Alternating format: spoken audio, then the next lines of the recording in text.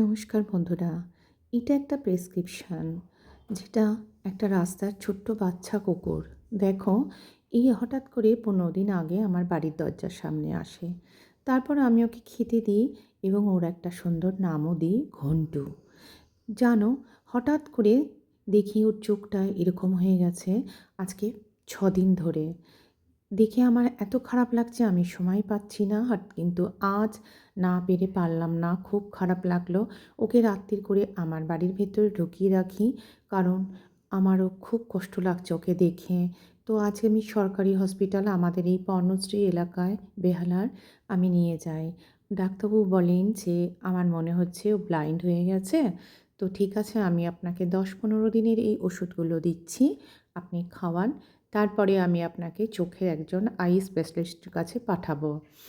তো আমি বললাম, ঠিক আছে ডাক্তারবাবু। তো নিয়ে এলাম। এই দেখো, তো তোমাদের যদি কারোর কিছু জানা থাকে প্লিজ আমাকে একটু সাহায্যের হাত বাড়িও বন্ধুরা, কারণ আমার না কোনো কিছু সেরকমভাবে আইডিয়া নেই।